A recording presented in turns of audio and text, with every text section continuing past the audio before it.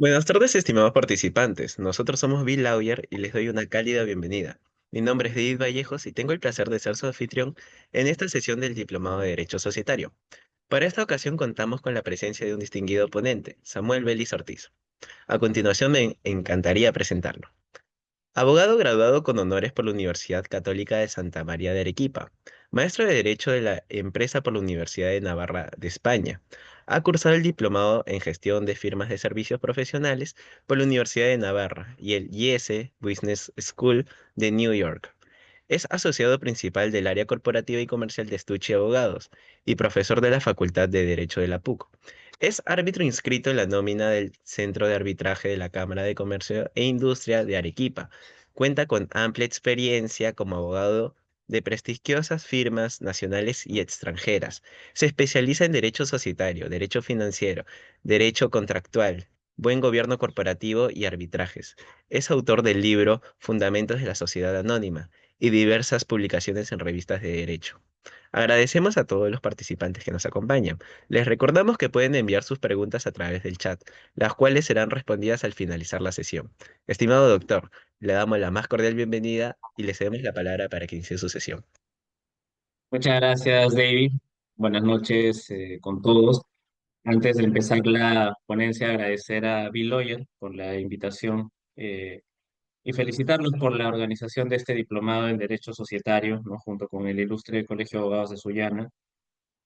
Agradecerles a todos los conectados. Sé que es un día raro, no hay día feriado, pero creo que es una buena oportunidad de tocar algunos temas que resultan fundamentales en el derecho societario, como es el tema que nos trae el día de hoy a este Zoom, ¿no? Que son los órganos de la sociedad. Ya dando inicio a la ponencia, a la charla, que debe tener una duración de aproximadamente 45 o 50 minutos para que también haya un espacio de preguntas. Cuando se me invita a dar esta charla con el tema de los órganos de la sociedad anónima, el momento de estar armando la presentación, efectivamente es una tarea titánica. Los órganos de la sociedad anónima en un curso habitual de Derecho Comercial 2 o como se llama en distintas universidades, Derecho Societario, en otras universidades se llama específicamente Sociedades Anónimas, es un tema que te puede abarcar casi un tercio del, de todo el ciclo, ¿no? Entonces, lo que yo busco, o lo que pretendo traer para ustedes el día de hoy, es conversar acerca de aspectos fundamentales, aspectos básicos de por qué existen los órganos societarios dentro de una corporación, dentro de una sociedad, qué los distingue entre ellos y cuáles son sus funciones. Luego hay otros elementos u otras cuestiones, ¿no? Por ejemplo, los cuestionamientos de validez de los acuerdos societarios, el régimen de responsabilidad de los miembros de los órganos de administración, hablar de temas más específicos que por el tiempo con el que estamos el día de hoy, no se tratará, en algunos momentos lo tocaré para generarles la duda y que puedan investigar más, además que el diplomado tiene bastantes temas que creo que se complementan bien el uno y lo otro. Pero ese es el objetivo de la charla de hoy. Que ustedes salgan después de estos 45, 50, una hora que vayamos a conversar, sabiendo, estos son los órganos de la sociedad, por esto existen y para esto, o estas son las funciones que tienen.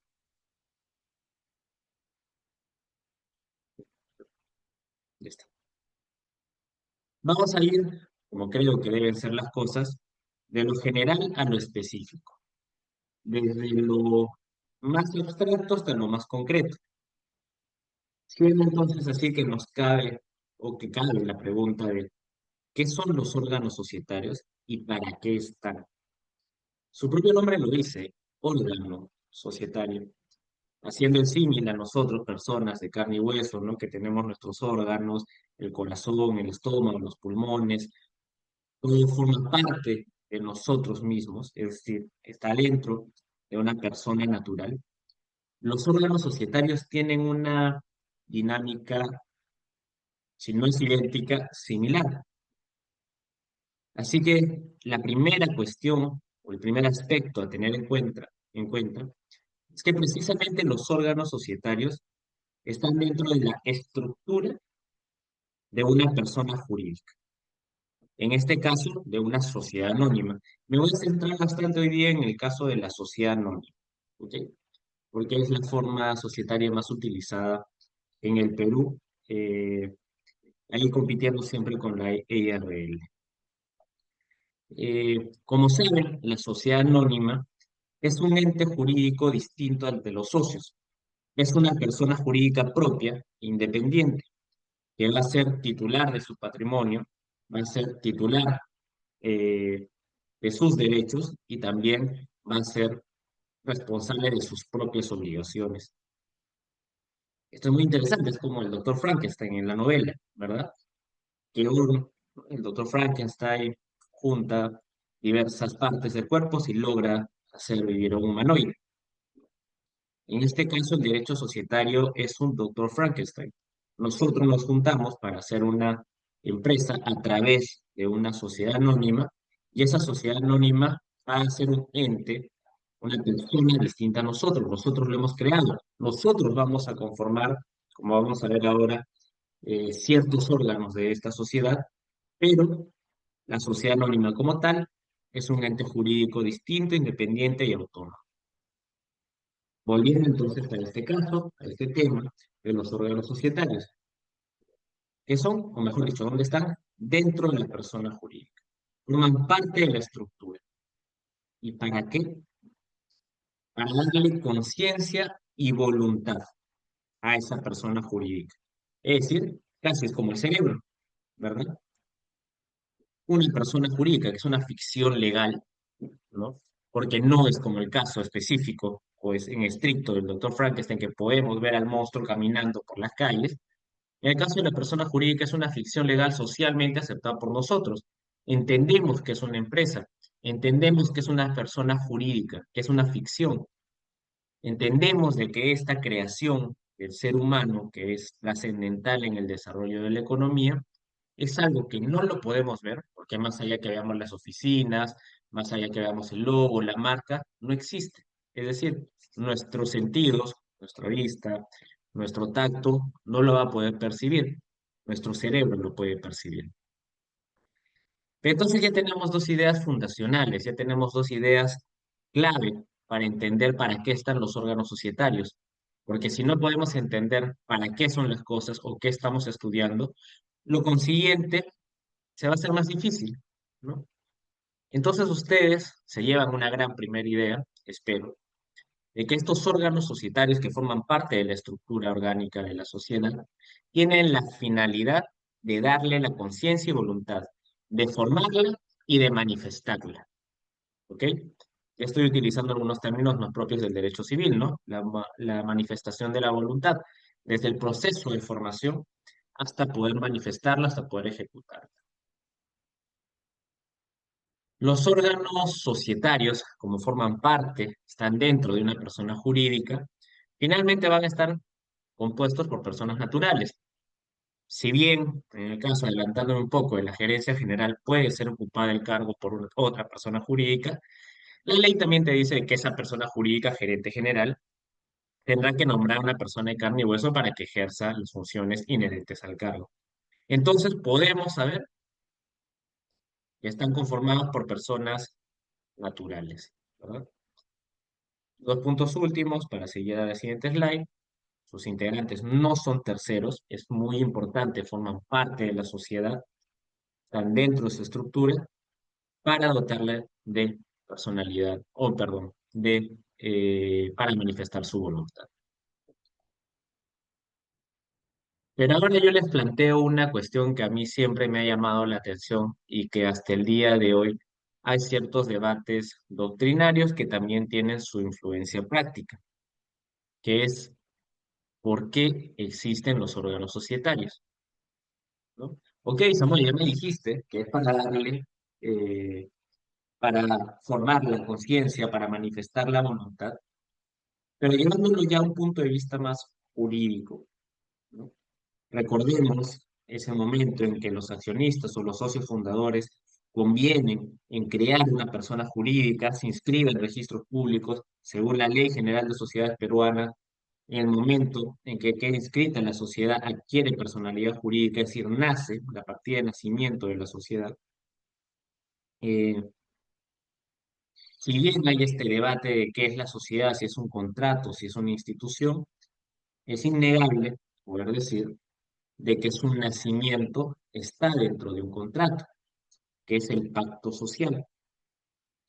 Es decir, no es que la persona jurídica nazca porque sí, porque apareció, ¿no? Porque apareció caminando por las calles y dijimos, mira, ahí va una sociedad anónima, sino porque previamente los socios fundadores tuvieron que sentarse, elaborar su pacto social, su minuta, su escritura pública y por lo tanto inscribir a la sociedad para dotarle personalidad jurídica. Entonces la sociedad nace de un contrato que puede regular diversas situaciones, un contrato que puede establecer en sus estatutos, el contrato de sociedad, cómo actuar ante diversas circunstancias. Es más, aparte de ese pacto social, los socios podrían celebrar un convenio de accionistas, que no es más que un contrato que va a regular qué hacer ante diversas circunstancias. Un contrato o una disposición clásica en un contrato, en un convenio de accionistas.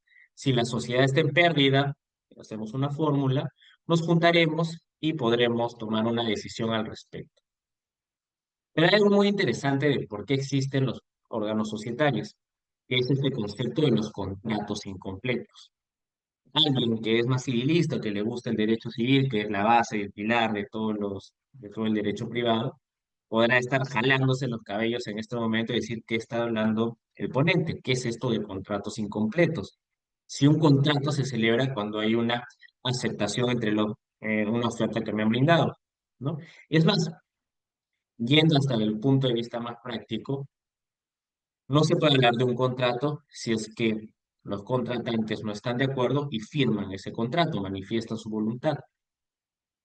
Técnicamente, o mejor dicho, práctica desde el punto de vista práctico, esto de los contratos incompletos pareciera que es imposible, porque si no hay acuerdo entre las voluntades de los contratantes, no hay contrato. Sin embargo, este concepto que ustedes lo van a poder encontrar eh, en doctrina, literatura económica de los contratos incompletos, son aquellas situaciones en donde, son aquellas situaciones en las que cierto acto jurídico, cierto negocio jurídico, por las implicancias y los efectos que produce, es imposible, vamos a llamarlo por este momento imposible, prever todas las situaciones que se pueden dar en el futuro. Regreso al caso del derecho societario. Nosotros, los socios fundadores, sabemos de que queremos constituir una sociedad. Sabemos que queremos que se dedique, por ejemplo, a la operación de un restaurante. Ese será mi objeto social. Sabré de que quiero que esta sociedad dure lo que tenga que durar. Por lo tanto, su duración será indeterminada. Sabré que su domicilio sea en Lima, ¿no? Porque acá están los accionistas, queremos operar aquí. Sabemos que cuáles serán los órganos societarios, ¿no? La junta, el directorio, la gerencia. Pero no sabemos qué va a pasar con la vida de esa persona jurídica. Un ejemplo que me gusta utilizar bastante. Nadie sabía en el año 2020 que íbamos a tener una pandemia de ese tipo. Es decir, por esta racionalidad limitada que tenemos las personas naturales, no podemos prever ni pactar todo en un contrato, ¿no? En un contrato de sociedad, el objeto del mismo es crear una sociedad. El objeto de ese contrato de sociedad no es poner en un contrato larguísimo de 1000 páginas qué hacer en tanto aparezcan diversas circunstancias, ¿verdad? Sino de que la ley le va a dar ciertos mecanismos o va a establecer ciertos criterios o aspectos fundamentales para que esa persona jurídica pueda decidir. Y ese es precisamente el concepto de los contratos incompletos. Quienes celebran el contrato de sociedad que hizo nacer una persona jurídica no tienen la racionalidad, porque todos tenemos racionalidad limitada, para ponerse en diversos supuestos o en todos los supuestos de la vida de esa sociedad. Y tampoco es algo que quiera la ley, o es algo que quiera desde el punto de vista económico, que es justamente los costos de agencia. No es económicamente eh, positivo, vamos a utilizar otro término, rentable, que dos personas se sienten y empiecen a pensar qué puede pasar en la vida de esta sociedad durante los siguientes 20 años, ¿no? Imaginemos que la inteligencia artificial ya puede generar nueva información. Uy, ¿qué podemos hacer en ese aspecto? ¿Qué pasa si hay una nueva pandemia? ¿Qué pasa si el Perú conquista o es conquistado por otro país y nos podemos poner en situaciones, en miles de situaciones? Como vamos a crear una sociedad, es importante que esa sociedad, como va a ser un ente independiente al de los socios, va a tener su vida propia, pueda tener ciertos órganos, que precisamente son los órganos societarios, para que la propia sociedad pueda decidir, pueda evaluar situaciones y pueda formular, pueda formar y pueda manifestar su voluntad. Habiendo dicho estos eh, aspectos previos, si quieren llamarlo, o conceptos generales de por qué existen los órganos societarios, recapitulamos, ¿no? Para fines didácticos, que son parte de la estructura interna, que son reflejo de los contratos incompletos desde la terminología económica, y que finalmente están compuestos por personas naturales, cuya función de los órganos societarios es darle o manifestar la voluntad de la persona jurídica. Perfecto, vamos anotando. Ya tengo como tres ideas claves. Me va quedando más claro de por qué existen estos órganos societarios. Y ahora vamos aterrizando esas ideas generales a ideas más concretas. ¿Cuáles son los órganos societarios previstos en el Perú para una sociedad anónima? Que pareciera una pregunta de examen.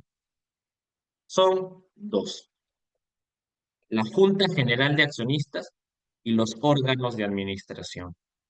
Así está la Ley General de Sociedades. Si vemos en el artículo 151, 152, la ley establecerá que existen dos tipos de órganos sociales: la Junta General de Accionistas y los órganos de administración.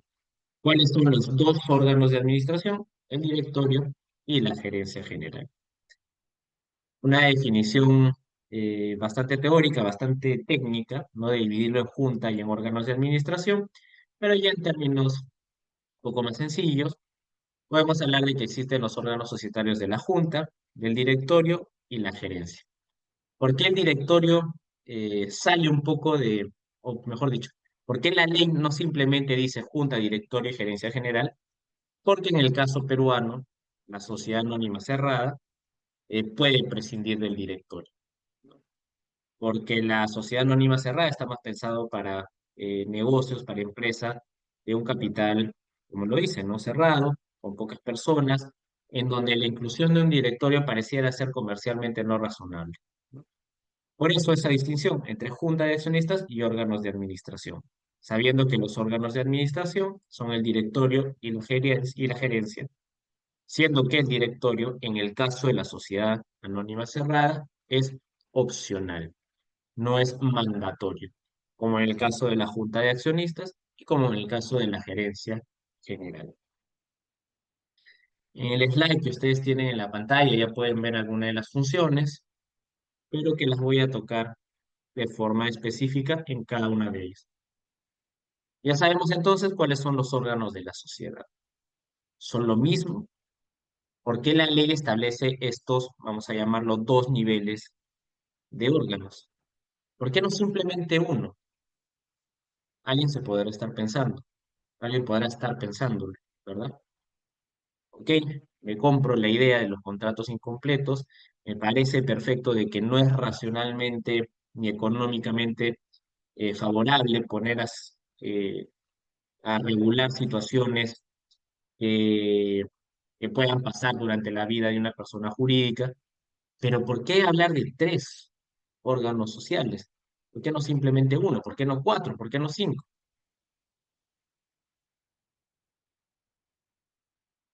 Y me parece que una de las grandes ventajas que tiene la, la Ley General de Sociedades, inclusive el derecho societario general, no solamente en el Perú, es que esta estructura interna de la sociedad, de la corporación, es una estructura que más allá de los cambios que pueda tener la denominación, es muy similar a lo largo del mundo. En el Perú, el máximo órgano de administración se llama directorio. En Estados Unidos se llamará Board of Directors. En España se llamará Consejo de Administración. Pero finalmente, todo sigue siendo un órgano de administración, con la misma conformación colectiva, que es el máximo órgano de administración. En el caso peruano se llama Junta General de Accionistas, por ejemplo, en el caso colombiano se llama Asamblea General de Accionistas. En el caso de la gerencia general, ¿no? Podemos encontrar su equivalente en inglés, que es un CEO. No obstante, esta distinción que tiene la Ley General de Sociedades se ve reflejada en distintas normativas del derecho, ¿no? En distintas legislaciones. Eso es lo rico, eso es lo interesante. Hay una lectura que es bastante habitual estudiarla en cursos de derecho societario, que es de unos americanos, Hassman, Crackman y Armour, que hablaban de un análisis o que analizaban un análisis de cómo es el derecho societario en el mundo, eh, estudiando cómo es en Estados Unidos, en Europa y en Asia, y todo es muy similar. Si ustedes se dedican al derecho corporativo y hablan, no sé, con un abogado suizo de una corporación suiza, cuando hablen, por ejemplo, de su directorio, van a ver de que estamos hablando de cosas similares. Es una estructura muy, muy similar en el resto o en todo el mundo. Entonces sabemos de que tenemos a la Junta General de Accionistas, al directorio y a la gerencia general. Una subdivisión, y me sigo poniendo como si estuviese tomando un examen, para esos tres órganos, que no es una distinción o una definición meramente teórica, sino de que también tiene implicancias prácticas, y por eso es bueno dividirlo así, es que de esos tres órganos societarios podemos dividirlos primero en los órganos de conformación colectiva, que es la junta de accionistas y el directorio, y los órganos de conformación individual. ¿De qué estamos hablando? De número de personas que lo componen. ¿Personas qué? Personas naturales y al fin y al cabo. ¿Y por qué esa buena distinción? ¿No? ¿Por qué sé que la Junta de Accionistas es un órgano de conformación colectiva, al igual que el directorio? ¿Y por qué sé que la Gerencia General es un órgano de conformación individual? Es porque cuando ustedes escuchen un órgano colegiado, un órgano de conformación colectiva, un número con pluralidad de miembros, es porque si estamos hablando que hay una pluralidad, que hay más de un elemento que lo compone, un miembro, es porque siempre van a tener que analizar y siempre van a tener que tener interiorizado que se tendrán que cumplir normas de quórum y de mayoría. ¿Y por qué les digo esto? Porque esto trasciende al derecho societario. Si ustedes son abogados de una asociación y tienen una junta directiva y es un órgano colegiado, sabrán de que hay normas de quórum, sabrán que hay normas de mayoría para que puedan sesionar, para que puedan tomar acuerdos. Lo mismo pasa en una junta de propietarios en su edificio en el que pueden vivir, ¿no? En una asociación de estudiantes, lo mismo pasa. En cambio, en los órganos de conformación individual no existen las normas de quórum y de mayoría. ¿Por qué? Porque no somos esquizofrénicos, porque soy una persona única que conforma este órgano y que por lo tanto la lógica ya me dice es que no es tanto un órgano deliberativo, sino un órgano ejecutivo. Los órganos de conformación colectiva se pretende o se tiene la intención de que estén compuestos por varios miembros porque va a haber debate, va a haber deliberación, va a haber votación. En cambio, la gerencia general, que es el órgano de conformación individual, no tiene eso. Claro, el gerente general podrá tener algunas decisiones en su cama todas las noches pensando, debatiendo, tendrá varias voces internas diciendo haz esto, haz lo otro, tendrá dudas, eh, tendrá decisiones correctas, incorrectas, pero él lo decide, el gerente general. Por lo tanto, es un órgano de conformación individual y en ese caso no hay normas de quórum ni de mayoría, sino hay más disposiciones referidas a la ejecución de los actos.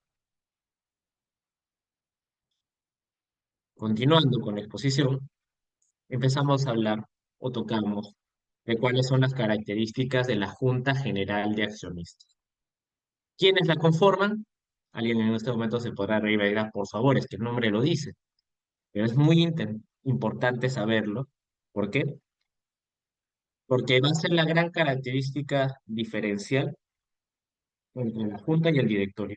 Más allá de que ambos son órganos de conformación colectiva, las personas que lo componen los hace diferentes.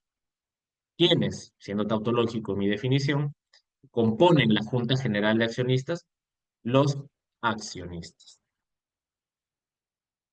Los accionistas son aquellos titulares, son aquellos propietarios, si queremos llamarlo de un modo, en un modo coloquial, de la sociedad, de la empresa, y que por lo tanto son titulares de un interés residual.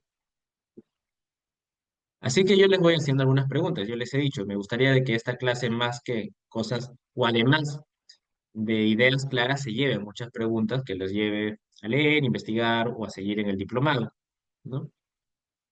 Es que quienes conforman a la Junta General de Accionistas son los dueños de la empresa, no son mandatarios. No es el gerente a quien yo he contratado, no es un director al que yo he nombrado, sino finalmente son los dueños. ¿Ok? Y me gusta utilizar esa palabra porque estamos hablando de propiedad. No hay que tenerle miedo. Si tú eres titular de una acción, eres propietario de esa acción y que por lo tanto eres propietario de una parte de esa empresa, de esa persona jurídica. Pero quiero que se queden con esa idea de que quienes conforman la Junta General de Accionistas son los dueños de la empresa, son los propietarios. Y la dejo picando para dos slides más. Pero entonces vemos de que los accionistas, ¿no? En el Perú, eh, seguimos con un principio todavía estructural de la Ley General de Sociedades, de que no existen las sociedades unipersonales. En el Perú, toda sociedad debe tener como mínimo dos accionistas, dos socios. Hay un periodo, efectivamente, del artículo 400 que te permite tener un solo accionista, pero la intención es que la sociedad nazca. Tú no puedes crear una sociedad si no es con mínimo dos personas, y que en su vida mantenga siempre dos accionistas como mínimo. Eh, hay una, hay una figura, hay una tendencia, ni siquiera muy actual, sino ya hace cerca de 20 años o 15 años, en distintas latitudes de las sociedades unipersonales, ¿no? Que inclusive es un término gracioso porque es contradictorio, sociedad unipersonal, contradictorio, pero finalmente la sociedad y hago un pequeño paréntesis para hacer ese comentario, nace justamente para darle una herramienta al ejercicio común de actividad empresarial, pero también con el paso de los años ha sabido ser, o viene sabiendo ser, una forma de aislar riesgos, no es una forma de separación patrimonial, es una forma de poder planificar patrimonialmente el ejercicio de una sociedad, de una actividad económica. Por ejemplo, una sociedad holding, imaginemos, vamos a utilizar un ejemplo real, ¿no? Una empresa suiza, una naviera que se establece en el Perú, no necesita un socio, ¿no? O sea, simplemente quiere operar en el Perú a través de una subsidiaria que esté constituida en el Perú y que por lo tanto esté sujeta a la ley peruana, que va a ser más fácil operar porque tendrá su partida registral, tendrá sus apoderados, tendrá su RUC, tendrá su domicilio fiscal, etcétera. En ese caso, que como ustedes ven es simplemente aislar o gestionar el riesgo de una actividad empresarial, en este caso por un aspecto geográfico, quizás en algunos casos amerite permitir las sociedades unipersonales. Pero ese como un comentario entre paréntesis que excede un poco al tema del día de hoy. Pero de acuerdo, me queda claro, ¿ok? Me has dicho que me vas a hacer pensar un rato, me quedo con la idea de que la Junta de Accionistas está conformada por los accionistas, pero ¿cuáles son sus características? Va a ser un órgano de funcionamiento esporádico, ¿ok? Es más, la Ley General de Sociedades prevé de que solamente la Junta de Accionistas tendría lógica que se reúna una vez al año, que es la Junta Obligatoria Anual. ¿Y para qué? Para aprobar los estados financieros y la gestión social del ejercicio anterior. Eso es lo único que le pide la ley a la Junta General de Accionistas. No le pide que esté gestionando la sociedad, no le pide que tome decisiones de administración. Puede hacerlo, obviamente. Recordemos de que lo dispuesto por la LGS son pisos mínimos, como creo que debería ser. Pero entonces una de las características es que la intención de la Junta de Accionistas no es que sea un órgano que sesione todos los días, mensualmente, sino que sesionará cuando se requiera por el interés social y la ley general, inclusive, la ley general de sociedades, prevé de que ese momento o esa periodicidad con que se debe reunir es al menos una vez al año. La Ley General de Sociedades también define a la Junta General de Accionistas como el órgano supremo de la sociedad. Es el órgano soberano, es la máxima autoridad de una junta de acción, de una sociedad. ¿Por qué? Porque no hay nadie más allá, ¿verdad? Pero por favor no confundamos órgano supremo, soberano, con órgano omnipotente.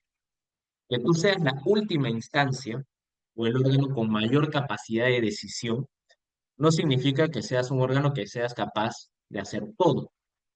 Tiene sus propias limitaciones. Aquí, por el tiempo, voy acelerando un poco, ¿no? La Junta General de Accionistas, que está compuesto por los accionistas, finalmente podrá decidir de todo siempre que esté dentro de sus propias limitaciones, como nosotros, ¿no? Eh, ¿Cuáles son aquellas limitaciones? La naturaleza de las cosas. Es algo que pueda resultar lógico, pero luego uno se da cuenta en el ejercicio profesional que hay algunas situaciones que parecieran ser obvias, pero no lo son.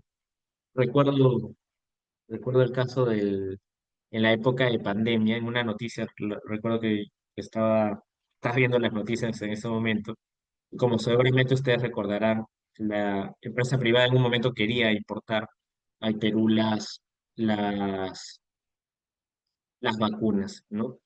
Pero no había una gran oferta en ese instante, ¿no? Y recuerdo que una persona, un empresario, salía en las noticias y decía, pero yo ya tomé el acuerdo y mostró un acta de junta de accionistas diciendo para importar las vacunas. Pero en ese caso, la propia naturaleza de la situación, o sea, ese acuerdo no tenía nada que ver. Aparte de que contravenía, ese es otro tema, no la ley, porque el Estado se atribuyó directamente la, la facultad de importar vacunas.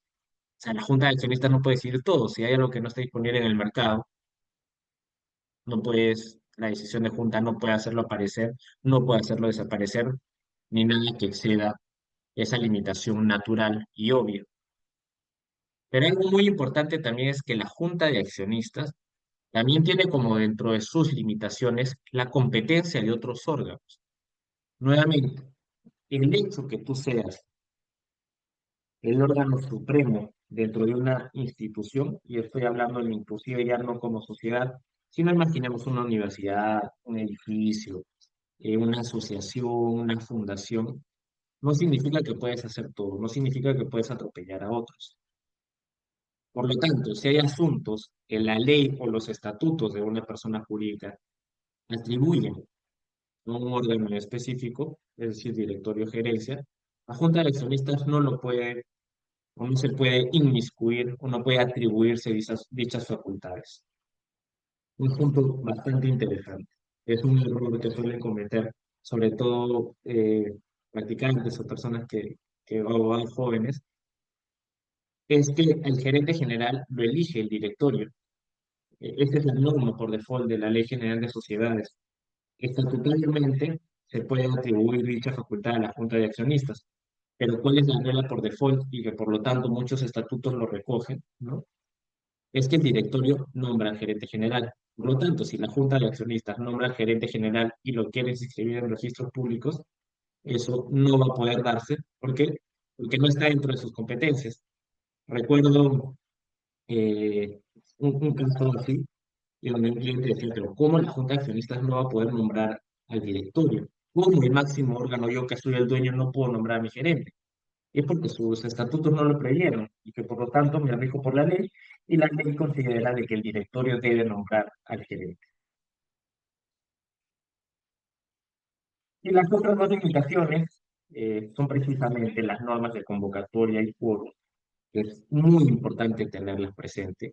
Un órgano de conformación colectiva tiene que tener bien establecidos sus procesos formales de quién convoca, cómo se convoca, cuándo se convoca, quiénes pueden asistir, cuál es el quórum, cuáles son las mayorías necesarias para que este órgano, en este caso la Junta de Accionistas, pueda tomar una decisión, pueda tomar un acuerdo. No es algo meramente formal o algo que se puede prescindir. Es algo esencial. Si queremos que una junta de accionistas, al igual que el directorio, pueda tomar válidamente acuerdos, tiene que estar esa junta debidamente convocada, debidamente instalada y recién podrá sesionar. Y eso, por ejemplo, es algo que se toca en dos, tres clases, ¿no? De quién puede convocar, cómo se convoca, qué pasa si hay un defecto de convocatoria, etc. Y algo muy interesante que la Junta de Accionistas tiene es que es un órgano político. Político no en el sentido de activismo político. No es que va a decir yo voto por tal, ¿no? Que ahora que viene el año electoral, que va a hacer campaña por algún partido, sino que es un órgano político en el sentido de que va a sesionar para tomar acuerdos, para tomar decisiones. No es un foro informativo, porque recordemos, si estamos hablando de Junta General de Accionistas, es porque vamos a convocar, vamos a hacer nuestro aviso, vamos a recibir las cartas de representación de los accionistas, van a sesionar esos accionistas. ¿Para qué? ¿Para qué estoy haciendo toda esa parafernalia? Para poder tomar una decisión. Imaginemos, aprobar los estados financieros, aprobar que la sociedad tenga un financiamiento de 50 millones de dólares, aprobar el nombramiento de los directores. Quiero que los accionistas se reúnen para que tomen un acuerdo. ¿Y por qué les digo esto? Porque hay algunas veces unos pequeños errores. Alguna vez un buen gerente, un buen directorio quiere informar algo a la junta, simplemente informarlo, ¿no? Eso no es una junta general de accionistas. Puedes hacer una reunión, puedes invitar a los accionistas a un Zoom y les cuentas algo, les informas, les mandas una carta, les mandas un brochure, le mandas, no sé, un informe ejecutivo. Una junta general de accionistas como concepto propio tiene esa característica de órgano político que va a tomar decisiones. Mientras preparaba las diapositivas, como les contaba, eh, no solamente quería caer en esta formalidad o en estos asuntos meramente fundamentales, ¿no? De quienes conforman a la Junta General de Accionistas, sino quería tocar principalmente dos puntos que les genere dudas. Y es precisamente este concepto del conflicto de interés del accionista,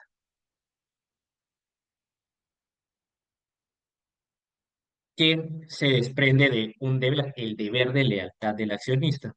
Para comentarle a los organizadores, 6:55 planeo terminar, o sea, en 10 minutos. Eh, ¿Se podría hablar de un conflicto de interés de un accionista? Y se los digo porque el accionista es el dueño. Si yo finalmente me compro una casa y la pinto de verde limón, yo soy el dueño de esa empresa. Imaginemos de que no hay un reglamento interno, no sé, no es una playa que tiene sus reglamentos de que todas las casas tengan que estar de blanco, ¿no? Hablando desde el punto de vista de derecho de propiedad puro y duro. Si yo no colisiono con con un derecho de un tercero, si yo quiero que mi casa tenga en mi sala un graffiti con mi cara, ¿alguien me podrá reclamar algo? No, porque estoy dentro de mi propiedad y yo hago lo que deseo, lo que quiero con eso bien de mi propiedad. Y entonces hay algo muy interesante, porque miren lo que dice el artículo 133 de la Ley General de Sociedades, que el derecho de voto no puede ser ejercido por quien tenga por cuenta propia o de tercero interés en conflicto con el de la sociedad. Es decir, que tú, pese a que eres dueño de la sociedad, puedes tener un interés distinto al de la sociedad y que por lo tanto puede colisionar y que por ende el artículo 133 te prohíbe votar. Imagínense que hay esta disposición, que pese a que tú eres dueño de una empresa, puede haber un evento en que el gerente legal, el gerente general, otro accionista te diga, disculpa, pero ok, tú eres el dueño del 80%, pero ¿a qué estás conflictuado? No puedes votar. Eso es propio del derecho continental. También en Estados Unidos tienes este duty of loyalty, pero por ejemplo en Inglaterra esto no existe. En el derecho inglés, cuando tú le hablas a un abogado de que hay un interés o un deber de lealtad del accionista para con la propia sociedad, te dice, pero qué locura, o sea, al final tú eres el dueño de esa empresa y si tú quieres tomar la decisión, sabes que la cerramos o sabes que quiero tener un financiamiento porque sí, no tienes que darle explicaciones porque finalmente es tu propiedad. Y este tema se los he traído simplemente para que piensen y les dé curiosidad, ¿ya? Porque me parece un tema muy interesante, espero que les haya generado interés y que puedan averiguar sobre el deber de lealtad de los accionistas. Pero prosiguiendo, ¿no? En estos últimos 10 minutos que tenemos de charla, los otros dos órganos de la sociedad, y que siempre los dejo al final porque la gerencia toma un minuto hablarla, tenemos a los órganos de administración, siendo el máximo órgano de administración al directorio. Y acá viene una característica completamente propia y distinta que la diferencia el directorio de la Junta de Accionistas. ¿Quiénes conforman al directorio? Y esa es una de las características esenciales del derecho corporativo, es que los órganos de administración no tienen que estar necesariamente compuestos por los accionistas. Es decir, puedo yo, accionista, delegar y nombrar un directorio para que administre la sociedad. Es lo que se conoce como administración especializada, la propiedad del inversionista y el administrador. Entonces, el administrador, si bien podría ser el accionista, y por eso en el caso de las sociedades anónimas cerradas, en algunos casos no hay directorio, porque si somos tres hermanos, la junta de accionistas casi funciona como un directorio, ¿no? Porque siempre nos vemos, hay cercanía, ¿no? ¿Para qué crear un órgano más si vamos a estar las mismas personas? Pero en tema estructural, los directores, que son las personas que conforman el directorio, no necesariamente son los dueños de la sociedad, no tienen por qué serlo. Pueden ser personas distintas que por sus características personales, profesionales, están capacitados en administrar esa sociedad. Yo como dueño no tengo que ser un especialista en el tema, pero podré designar a uno, ¿para qué? Para que a esa sociedad le vaya bien. Y como ustedes podrán notar, esta situación es lo que se denomina como una relación de agencia. ¿Por qué?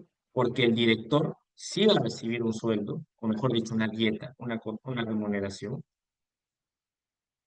sí va a poder tomar decisiones, porque es un órgano de administración que tiene una vocación de periodicidad y sesionar mucho más continuada que la Junta de Accionistas, pero que no asume el riesgo que asume el accionista. ¿Qué va a ganar el accionista al final del año? Sus dividendos, que es únicamente cuando la sociedad haya obtenido utilidades, es decir, que cuando a la sociedad le haya ido bien. Por eso se les conoce que los accionistas son titulares del interés residual, porque ellos se llevan lo mucho o lo poco que pueda quedar después de toda la actividad empresarial, después de pagar mis costos fijos, mi sueldo, pagarle al gerente, pagarle a los directores, vemos si hay utilidades y eso me llevo yo como accionista. Tengo un mayor riesgo. Podrá ser un poquito, podrá ser muchísimo, una millonada, o inclusive podré perder y no veré ni siquiera de vuelta la inversión que hice. Pero entonces los órganos de administración tienen o el directorio tiene esa característica, de que va a estar compuesto un órgano colegiado, compuesto por personas naturales, que no necesariamente tienen que ser accionistas. Y que por lo tanto, por esa relación y esa complejidad, la ley sí les va a imponer deberes fiduciarios. Es decir, les va a poner lineamientos que tengan que tener en cuenta para su actuación. que son el deber de diligencia y el deber de lealtad, contenidos ambos en el artículo 177. Y recordemos de que nuestra Ley General de Sociedades es una ley de 1998, por lo tanto han pasado muchas cosas eh, en los últimos más de 20 años que tiene de vigencia esta ley, no ya casi 30 años, pero, y que por lo tanto, si tú no ves otras legislaciones o el propio anteproyecto, los deberes fiduciarios tienen un mayor desarrollo, pero en un concepto doctrinario, inclusive fundamental de la estructura de los órganos societarios, así como hay un debate de lo que puede hablarse del accionista, si tiene un deber de lealtad o no, la función del director no tiene ese debate. ¿Por qué? Porque si hay una relación de agencia. ¿Qué implica una relación de agencia? Retrotraigo un poco, perdón si no lo expliquen, en donde yo, principal, delego a un agente ciertas decisiones, ciertas facultades que me pueden afectar a mí patrimonialmente. Y esto pasa. Si yo, accionista, recordemos de que una de las funciones de la Junta General de Accionistas es nombrar al directorio, yo le estoy confiando en la administración de la empresa.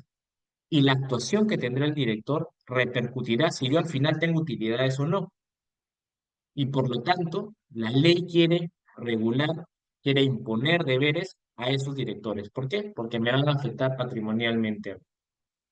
Es precisamente el deber de actuar de forma diligente, que implicará, por ejemplo, darse tiempo para sesionar cuando se deba. No recordemos de que a diferencia de la Junta de Accionistas, el directorio, al ser el órgano supremo de administración, no estará en el día a día, pero sí hay una vocación de sesionar mucho mayor. Los directorios en el Perú sesionan no de forma eh, muy espacial, sesionan mensualmente o cada 2 meses. Cuando uno ve cómo funcionan los directorios en compañías, vamos a llamarlas un poco más profesionalizadas, el directorio sesiona de forma muy continuada. Y a diferencia de lo que pasa con la Junta de Accionistas, también es un órgano no solamente de decisiones, sino informativo, porque tiene un rol fiscalizador. El director invitará al gerente, al CEO, al CFO, al gerente de recursos humanos para que le cuente cómo va. Tomaremos nota, estaremos atentos, ¿no? Eso es lo que requiere el deber de diligencia, de no solamente tomar decisiones, sino estar atento a lo que pasa con los órganos de línea. Y además, también ese deber de lealtad que implica que las decisiones que yo tome como director dentro del órgano colegiado, porque recordemos que los directores actúan dentro del órgano colegiado, no de forma independiente, ellos son miembros de un órgano y por lo tanto para ejercer sus facultades tienen que sesionar, votar y ahí recién está la manifestación. El director no es un apoderado, el director no es un funcionario a título individual, ¿ok? Sino es miembro de un órgano. Toda esta actuación deberá ser, y otra vez ser tautológico, porque me parece interesante. Cuando tú buscas qué es el deber de lealtad, es actuar como un representante leal, de que todas tus decisiones sean para procurar buscar el interés de la sociedad, no mi interés propio, no el interés de un amigo, no el interés de un tercero. Así que, por ejemplo, si yo voy a aprobar una política de viajes de los ejecutivos de la sociedad, y que yo soy un ejecutivo, el gerente también podrá ser director, y nos pondremos en el debate, uy, aprobamos de que todos los ejecutivos viajemos en primera clase, pero si viajamos todos en primera clase hay más gastos para la sociedad y por lo tanto la torta que le va a llegar al accionista es menor, ¿no? No, si solamente algunos, no todos pueden ir en primera clase, o nadie va en primera clase, o en ciertas situaciones se dará. Pero como ven, estos deberes le imponen ese deber a los administradores, ¿no? De poder actuar siempre procurando el interés social. Y para finalizar esta charla, y estoy viéndome unos 2, 3 minutos más, el último órgano societario, que es mucho más fácil de explicar, ¿no? Es el de la gerencia general. ¿Y por qué es más fácil? Porque en este caso es un órgano de conformación individual. A diferencia de que tengo a la Junta General de Accionistas, que por principio de la ley siempre va a estar compuesto por mínimo 2 accionistas, el directorio de que por ley mínimo está compuesto por 3 miembros para que haya debate, para que haya mayoría. Eh, En el caso de la gerencia general, va a ser el órgano ejecutivo de la sociedad. Va a ser aquella persona que esté a cargo de la gestión y de las decisiones del día a día de la empresa, siguiendo los lineamientos que me dio el directorio, siguiendo los lineamientos, si pudiese darse el caso, que me dio la Junta General de Accionistas. Es decir, si vamos a identificar cuáles son los roles de estos tres órganos societarios, que es una de las intenciones que tenía hoy, la Junta de Accionistas es un órgano político que sesionará cuando así lo requiere el interés social para asuntos que sean claves y estructurales para la sociedad. El artículo 115 de la LGS establece qué asuntos sí o sí tienen que pasar por la Junta y cuáles son fusionarte, liquidarte, escindirte, que como ven no es una decisión del día a día, es una situación estructural. Una liquidación significa que muera la sociedad. ¿La debe tomar la gerencia? No. ¿La debe tomar el directorio? Tampoco. La deberá tomar el dueño. Bajamos. El directorio sí es el órgano de administración. No estará en el día a día, ¿no? Aprobando, acá tengo que aprobar este gasto, el gerente de recursos humanos se llevó a su equipo a almorzar, lo tengo que aprobar, ¿no? Tengo que escoger en este evento a la empresa que me va a brindar el servicio de catering, también lo tendré que aprobar. Eso no está en el cargo, en las funciones del directorio, sino que en las funciones del directorio estarán más orientadas a los lineamientos, a políticas, a directrices, a guías, siendo que la gerencia, y por eso solamente requieres a uno, que es el gerente general, habrán otras gerencias generales que ya dependerán del funcionamiento de la sociedad y que escapan de la regulación de la LGS, ¿no? Sino que es algo ya, un tema corporativo, una gerencia de finanzas, una gerencia de contabilidad, etcétera. Pero entonces el gerente general o la gerencia general tendrá esa función, un órgano, una función más ejecutiva, ¿no? Y que por lo tanto también va a requerir esa habilidad y que pueda tener un gerente general de saber cuándo es algo del día a día, cuándo es algo que está dentro de sus competencias y cuándo requerirá la aprobación de las personas que están por encima suyo, ¿no? En este caso, el directorio. Eh, Eso es lo que quería conversar con ustedes el día de hoy. Creo que he cumplido, me excedí unos 5 minutitos de lo que teníamos proyectado, pero si tuviesen alguna pregunta, alguna consulta, no sé si los organizadores me ayudan o leyendo las preguntas o alguien abra su micro y aprovechamos unos minutos para conversar.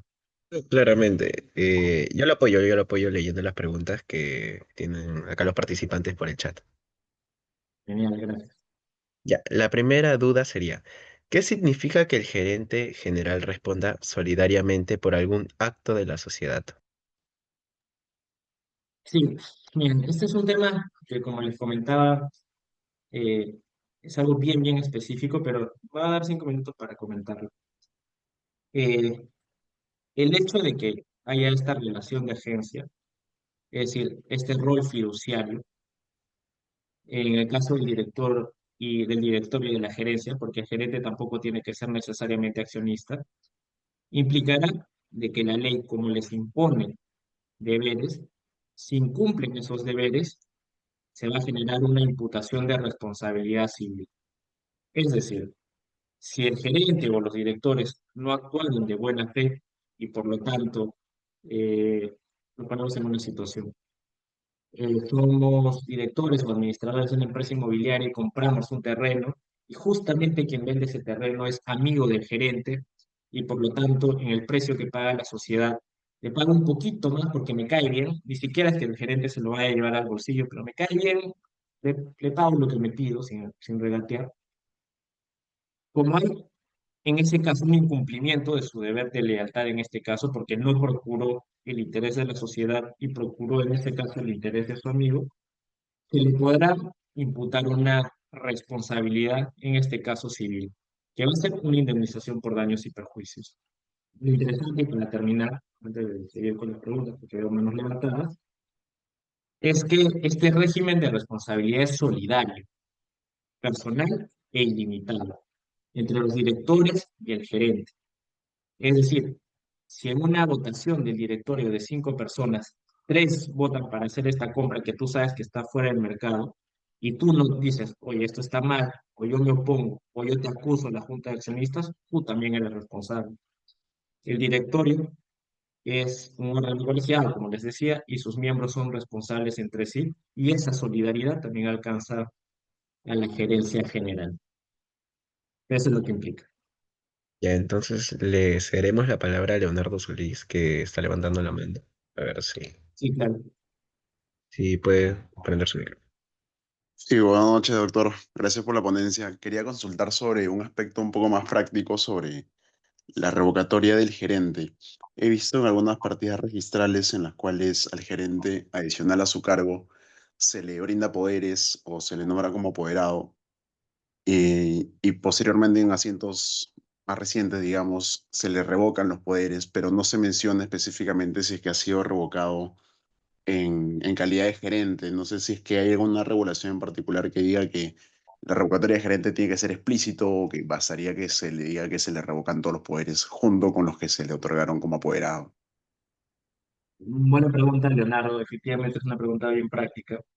Eh, el gerente general, por su propio cargo, tiene las facultades para ejercer las actividades necesarias para el objeto social y las facultades de representación del Código Civil y Código Procesal Civil. Es decir, un gerente general, si yo digo Samuel Vélez es gerente general, la LGS va a decir, ok, tú puedes ejercer todos los actos necesarios para el objeto social y tú podrás representar a la sociedad. Sin embargo, como ustedes podrán notar, eh, y como ustedes habrán visto, los regímenes de poderes de distintas sociedades son más completas, son más complejas, ¿no? Entonces, se le podrán otorgar más facultades al gerente general. Por lo tanto, esas facultades adicionales son otorgadas en condición de apoderado, ¿no? Claro, tienen cargo, pero son facultades de que exceden a lo que dice la LGS. Cuando uno remueve a una persona, y este sí es un consejo netamente práctico, se remueve al señor Samuel Bellis como gerente general, siguiente acuerdo de junta de accionistas o de directorio es, y se le retiran o se le revocan las facultades contenidas en el asiento A, B, C, otorgadas mediante junta A, B, C, porque no hay una regulación como la que tú planteabas, de que, si lo quito como gerente, se revoca todo. No, va a depender de la literalidad del acuerdo. Y es una buena práctica y es algo que creo que todos en el Zoom podemos adoptar, de que cuando reduzco a una persona, precisamente, primer acuerdo, remuevo a Samuel Betti como gerente general. Segundo acuerdo, se le revocan todas las facultades que se le hayan otorgado previamente a esta junta y si están inscritas, ¿no? Identificar aquellas que están contenidas o inscritas en el asiento tanto, tanto, tanto. Para que no tengas esta problemática de, uy, me olvidé de revocarle algo, no sé si se revocó o no. Depende de la literalidad del acuerdo. Excelente, doctor. Creo que quedó muy claro. Seguimos con la segunda pregunta que viene de parte del chat. ¿Recomienda tener la figura del apoderado al momento de redactar la minuta? O sea, estos casos son eh, bien, bien, bien casuísticos. O sea, suena gracioso, pero lo interesante del derecho societario es que eh, puedo tener una sociedad anónima cerrada que opera un negocio más pequeño, o puedo ser Facebook, o sea, o puedo ser Compañía de Minas Buenaventura, o puedo ser Alicor. Eh, Esa es la gran flexibilidad que tiene la, la figura de la sociedad anónima. Por lo tanto, si conviene tener apoderados o no al momento de constituir una sociedad, dependerá de cuál es la estructura de esa sociedad, ¿no? Si es el negocio que yo tengo con mi hermano y que por lo tanto vamos a estar él y yo nada más, la lógica o la experiencia me dice de que quienes deben ser apoderados, él y yo, nada más, ¿no? Pero si soy ese subsidiario de la empresa naviera suiza que les había comentado y que ya sabemos cómo vamos a operar, ahí sí tiene mucha más lógica o utilidad tener un régimen de poderes, ¿no? Pero ahí sí, es súper interesante eso porque y ahí está la muñeca del abogado, ¿no? De darle una estructura acorde a la actividad empresarial, ¿no? Ni darle poco ni sobreregularlo. Eh, Así que lamentablemente tengo que dar la respuesta favorita de los abogados. Depende. Depende ante qué ante qué actividad empresarial nos encontremos. La siguiente pregunta que viene de la misma persona. Dice, si quisiera formar una SAC que se va a dedicar a varios rubros, ¿se puede hacer en una sola minuta de constitución o recomienda que se haga por separado por cada rubro?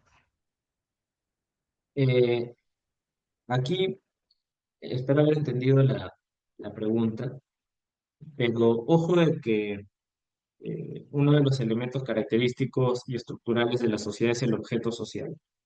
En el objeto social están detalladas todas las actividades que pueda desarrollar la sociedad. ¿Ok? Entonces, una sociedad en su objeto social puede tener infinidad de actividades. Así que si yo quiero, por ejemplo, no sé si todavía voy a operar un restaurante o voy a hacer un, una kitchen o voy a hacer una tienda de abarrotes, voy a poner todo eso dentro del objeto social de una misma empresa, de una misma sociedad. Pero si yo lo que quiero es separar riesgos, y que pasan muchas veces, por ejemplo, en la industria minera, de que yo quiero que una empresa opere esta concesión, otra empresa opere esta concesión, y esta empresa opere esta otra, y que si le va mal a una, la otra no, las otras no la arrastren, tendrá esa lógica. Pero en principio, por la situación que me han planteado, en el objeto social puedes detallar las actividades económicas que tenga en mente, porque no hay un límite desde el punto de vista societario, ¿no? No hay un límite para la cantidad de actividades que se consignen dentro del objeto social. Como última pregunta de parte de Ariel Rojas, dice, buenas noches, doctor. Gracias por la ponencia. Tengo una pregunta. ¿Cómo cuestionar la validez de los acuerdos del directorio? Gracias, Ariel. Mira, yo te diría, ese es un tema súper amplio, pero otra vez asumo el reto de responderlo brevemente. Eh, Uno de los grandes problemas de que tiene nuestra LGS es el régimen de cuestionamiento de acuerdos societarios. En el caso de la Junta de Accionistas, sí tengo dos artículos importantes, el 139 y el 150. El 139 habla de impugnabilidad, que es anulabilidad, el 150 que habla de nulidad. Algo interesante pasa en el directorio, que es tu pregunta, Ariel. Cuando tú ves la regulación específica del directorio, no hay un artículo específico que hable del cuestionamiento de la validez. Sin embargo, esto fue materia de un pleno jurisdiccional en el año 2013, si no me equivoco, sí, 2013, en donde se refiere de que los acuerdos de directorio se pueden cuestionar el artículo 48, que es la nulidad del acuerdo societario. Recordemos de que este artículo está en la parte de disposiciones aplicables a todas las sociedades. Por lo tanto, una Junta General de Socios de una sociedad civil de responsabilidad limitada también va a ese artículo. ¿Ok? Pero entonces, esa es la base legal y para cuestionar la validez de un acuerdo de directorio, se podrá hacer por las causales de dicho artículo que están referidas a lesionar el interés social principalmente, ¿no?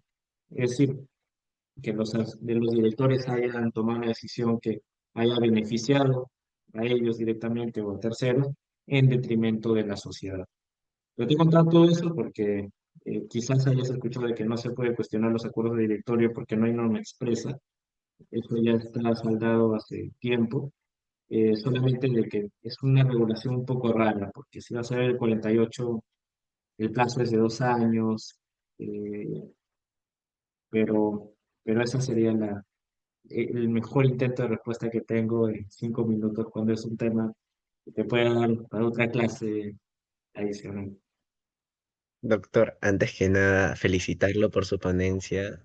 Muchas gracias por la paciencia y claridad en responder cada pregunta y espero tenerlo en futuras oportunidades por acá. No, muchísimas gracias a todos nuevamente, agradecerles por unirse y conectarse en un feriado. No hay nada mejor que hablar de derecho societario en un feriado, o sea, yo lo confirmo. Y nada, nuevamente que muchas gracias por la invitación y espero que todo siga yendo muy bien por el diplomado. Hasta otra oportunidad. Que tenga una excelente noche, doctor. Igualmente, chao, nos vemos. Buenos estimados participantes, muchas gracias por haber asistido y espero y tengan una excelente noche. Cuídense.